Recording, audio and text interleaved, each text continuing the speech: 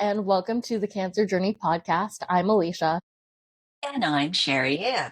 So today we're going to be talking about reactivating our five senses. So often during a cancer journey, but also just in life, when we feel disconnected, it can be hard to find ourselves again. So before I jump into that, because obviously I guess I'm ready to talk about it, we're going to start with our PESH check-in. So Shariann, will you go first?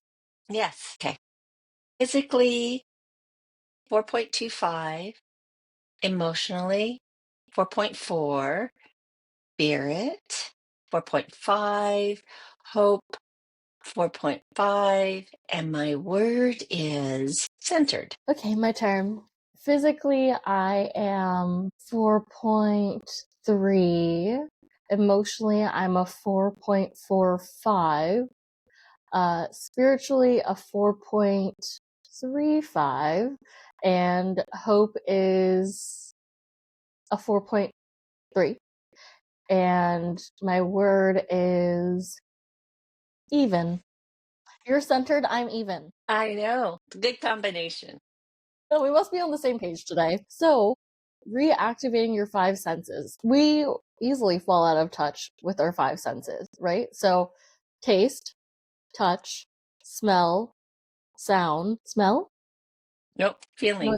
I said touch.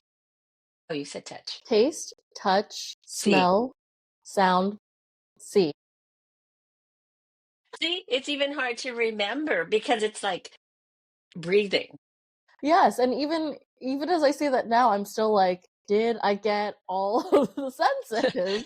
Which is actually so silly. I feel like that's something you learn in like not even grade school. Like you learn that in preschool, kindergarten. So maybe I'm really far from my senses right now. What an interesting realization in this moment. But when you're on a cancer journey, there's so much happening. There's so much generally happening that we may not even realize how untethered we're feeling to ourselves. And so your five senses are a really good place to touch back into that and notice what is here without judgment. I mean, you guys know that we do the PESH check-in to get grounded too, which is a really great tool. But when you're feeling really unrooted, coming back to your five senses and knowing what's real and tangible for you. And for some people, your five senses might feel like a easier check-in than doing a PESH check-in. Yes, that is so true. And what's coming up for me as you're speaking about this is how untethered you might feel. And the five senses coming into connection with your five senses can really soothe the nervous system. It's like, okay, so I'm focusing. What do I see? I see you. What do I taste? The bagel with cheese that I just ate. What do I hear? I've got some music going on in the background. What do I smell? This is an interesting one for me. It's not that I don't smell, but sometimes I can't smell. Like there isn't a smell to smell. Okay, and then what do I feel? Like the softness of my sweater or the temperature of the air. Like all of a sudden, I'm really focused on each one of those individual things. And I'm not only probably calmer, though I was pretty centered, right, when I started, but I'm really present. Mm-hmm. Yeah. So how are you feeling? Like, say more about how even just now going through your five senses makes you feel right now. Connected to myself. It's like, oh, I didn't know. I mean, of course, there's a taste in my mouth. There isn't, I'm not always aware of a taste in my mouth, but it's like, ooh, that was a yummy bagel. And so it's like allowing an experience to linger, which we don't do. And when you're on a cancer journey, dare I say, your sense of smell can go away. Your sense of taste, for sure, because of the drugs, can have this maybe tinny metal. It just has a different taste that's there. And you're like, I don't like food anymore because it doesn't taste good, which is so sad because that's the most wonderful part about eating, right? Is all the different tastes. So then you start leaning into the other senses. It's like, ooh, I'm really slowing down and hearing the music. There's something about awareness that's coming up that makes me like kind of delighted about let me just savor this moment. Yeah. Yeah, I'm also not only noticing awareness of what's kind of like that physicality of those five senses, but also the awareness that, like, wow, there's a lot that we take for granted with our five senses. And like, especially like taste, when it comes to food, it's become such a mundane thing, or like, during a cancer journey, things taste different, that we kind of start to completely put aside any of that joy that can come with it. I mean, you and I are big foodies. We love a good meal, but even then, it's like, okay, I don't want to eat first thing in the morning. I try to make myself because it's like good for me or whatever. Am I really enjoying the food I'm having first thing in the morning? Not necessarily. Not with the same joy of going to like a special restaurant or something and being like, wow, this is amazing. But even you eating, that bagel, it's not like you're savoring every bite. It becomes very utilitarian. And I think our senses start to fall into that so easily, not just on a cancer journey, just day to day, but especially when you're trying to find center, even if you're already centered and you want to get even more grounded in what's present for you now, you can notice those things because the the effect that our senses have is so visceral, and it's so we just take it for granted so easily. But okay, I want to go through my five senses now. Okay, good. Your turn. Taste, I don't really feel like I have a taste, maybe a little bit of like this like lip gloss balm that I have on my lips. I'm like tasting a little bit. Like I had a smoothie a little while ago, but I don't taste it anymore. So smell, yeah. I mean, smell's a hard one. I agree because you become acclimated to the smell that you're around. My cat's food just came out, so I kind of feel like I get some of like the cat food smell. I have a few bouquets of flowers here, and so I do get kind of a little bit more floral because that's so unusual for me to have flowers around. Um, taste, smell, sight.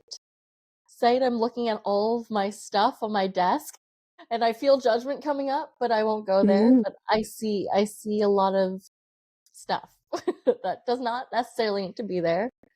Here, I hear my cat in the bathroom and doing her thing in the bathroom.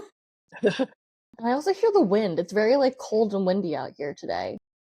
This is making me slow down a lot, and I'm actually feeling like I want to rush to tell you because I don't want to like waste time, but it's actually really interesting to like be here right now and take this time.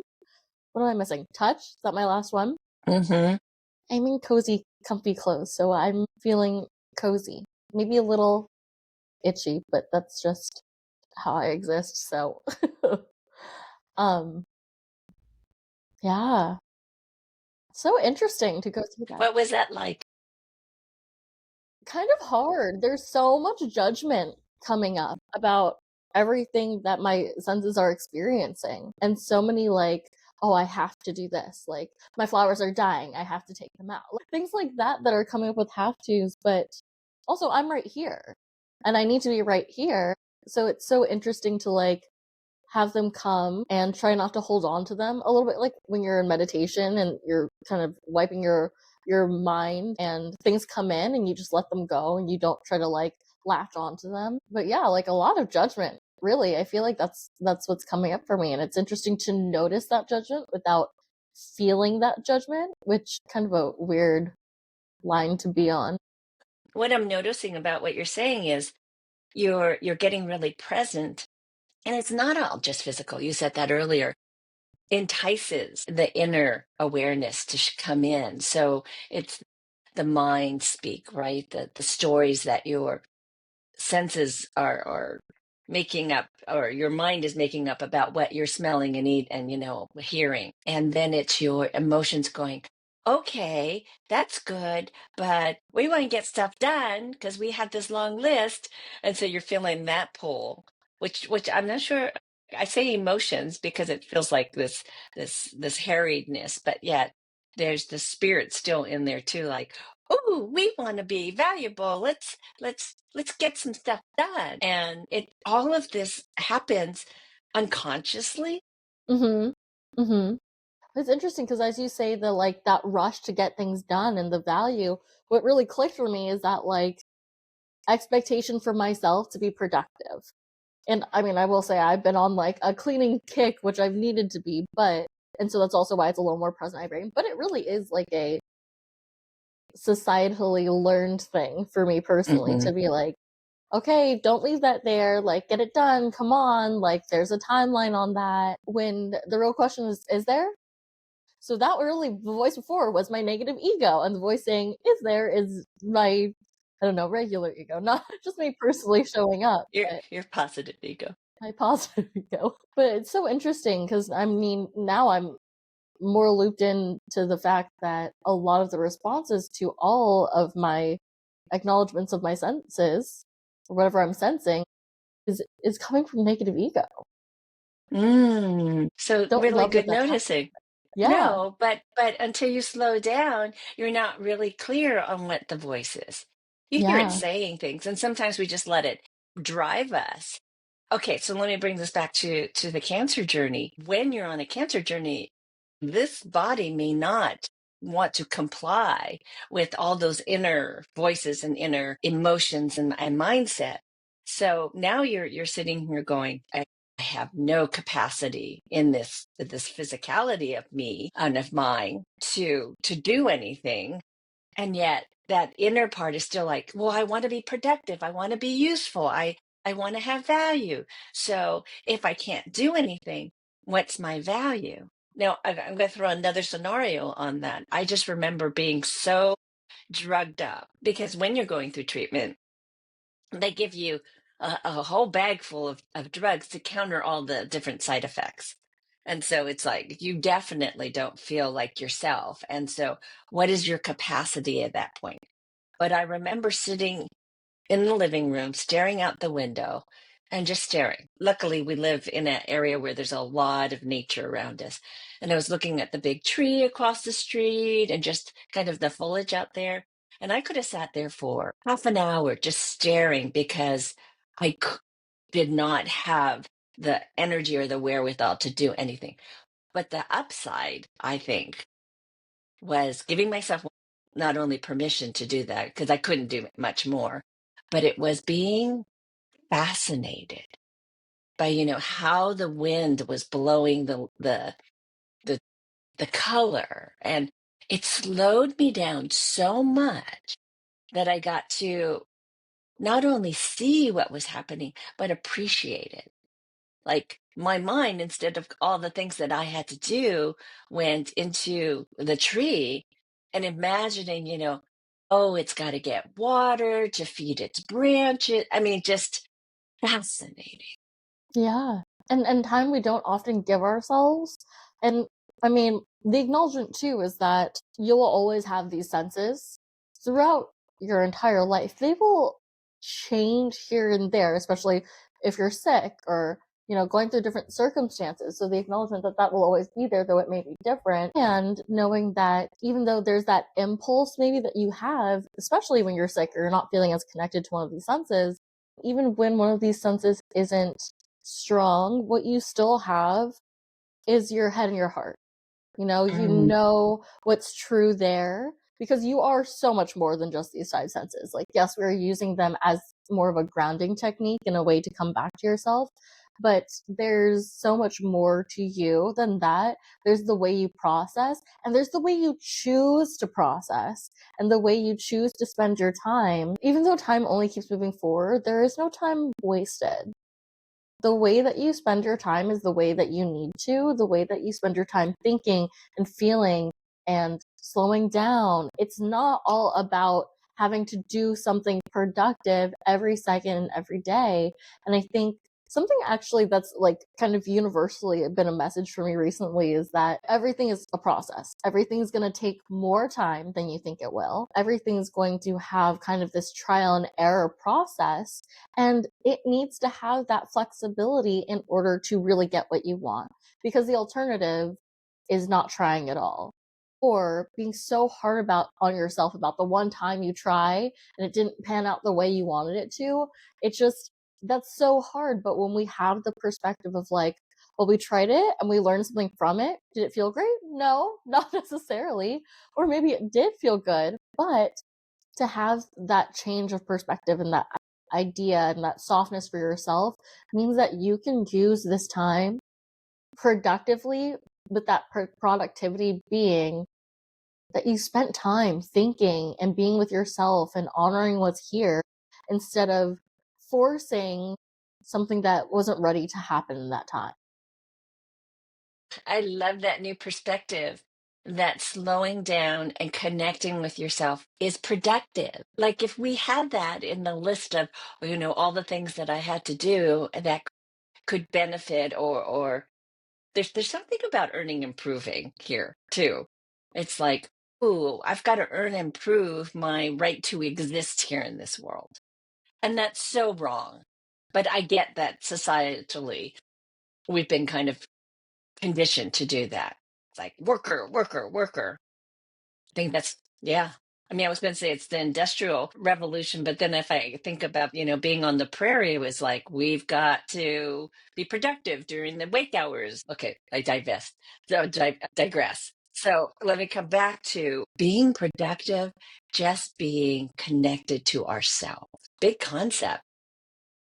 Yeah, yeah. I mean, it's so interesting too because as I reflect on going through the senses as I just did earlier, and you did as well, I felt like I had to rush through them because I mean, we try to keep these podcasts at a certain length of time, So I'm like, I gotta say what I have to say in this time, but really, if I'm tuning into what I really need, I need time with those senses. I need to slow down.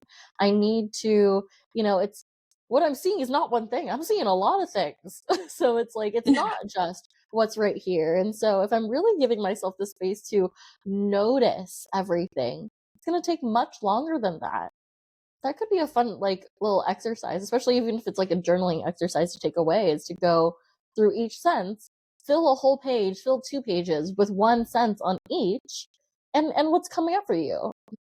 Like, I know that in our curriculum we do kind of this, not exercise, but it's like the grape test, where you like take time eating a grape, Yes, which sounds yes, kind of yes. silly, but it's a very similar, if not the same kind of concept in practice of slowing down and noticing, because there's nothing wrong with that. There's so much to be missed when we're rushing through life. Is that my takeaway? I think that might be my takeaway. As I say it, it's just like it's ringing so true in this experience of like going through your five senses. And again, it's something that we're so neglectful of. Yeah. Maybe I'll bring that back for my takeaway. There's always time for more. All right. Well, I went to, after you said that, the gratitude that the fact that I get to be in touch with my five senses means I exist for nothing else other than breathing out carbon dioxide so that the plants and the trees can survive. And then there's this cycle of life giving from me to them and them to me. I mean, I get the oxygen that they process what I give them to. And it's that slowing down just gives you more gratitude and appreciation for just life. Like, I'm breathing right now. I remember I had pneumonitis when I was going through one of my cancers, and trying to breathe was so hard, which we take for granted in a normal day, in a normal setting, all the time. But it was like every breath was efforting. And it was like, I can't wait till this is done, this is over, so that I can just breathe freely without efforting, without pain, without struggling. And it's happened, but it's like, then we go on to, oh, I can breathe now. And we kind of brush that aside and we go back to the doings and we forget about how precious breathing is. Like, if we don't breathe, we don't live. It's that precious. Just like people say, well, I want, to be a millionaire. And I think now it's a billionaire. And it's like, but if you don't have your health, how valuable is that, all that money in the bank or wherever it is? So it comes back to really being so present that you're appreciating, to start off with, the five senses. And if you can't breathe today, just know that I've got my other ones, right? There's five to be had. You don't have any of those, well, then you're pretty much not here. Right. I I don't say mean, that callously. right, of course. But you can be missing one of those senses. Let's say someone is legally blind. That's totally fine. You have your other senses to experience the world with. And I do think that anyone who is missing one of those senses appreciates the other one so much more too. And probably takes a little bit more time to hone and appreciate and respect the ones that they do have. Yeah. So, I mean, our five senses serve us in so many ways. Yeah. So what's your takeaway, Shariann? Appreciation, gratitude that I have them. I have them today. And that's what matters. Yeah. How precious. How precious life is. This really slowed me down. And even though I was centered, it's like I got even more present. And it's like just the reminder of all the stuff, because I used to have stuff on my desk too. And all the stuff to do that I think needs to be done like right now. It's like, really? Do they? Because what I'm doing right now makes me feel so good about being present and connected to myself. Is that enough? Yes, it is enough in this moment. That's my takeaway. Okay, so PESH, physically 4.25, emotionally 4.7, spirit 4.8, hope 4.44, and my word is alive. I feel alive. How about you? My takeaway, I honestly kind of forgot what I said before, but I do think it was somewhere along the lines of there's so much to be missed when we're rushing through life. And I do stick by that takeaway. But I agree too that just the practice, the exercise of going through my five senses. First of all, counting the five senses properly and making sure I know what those senses are. What a practice that was. But also just going through and noticing and being aware of what else is coming up with not just the fact of these are the things I'm experiencing, but also this added layer on top of the emotional, cognitive, like what I think I should be doing or what I want to do about those things. Um, it's very valuable. And I think that often we only place value on things that make us feel like we're achieving something. Mhm. Um, and or something that is tangible tends to be what we feel like is the only thing that has value. But to be present in your body is so easily discounted, and the awareness of what's here for you and the state that you're in and the perspective you're looking through, I mean, all of that really come together for me when tuning into my five senses. And it's so nice that like such a simple little concept can really have so much connected to it. So that's my takeaway. My PESH is physically I am a 4.4, emotionally a 4.65, spirits a 4.5, hope is a 4.3, no, 4.4, and my word is noticing. Well, thank you for tuning in with us today. We'll be back next week with a new episode.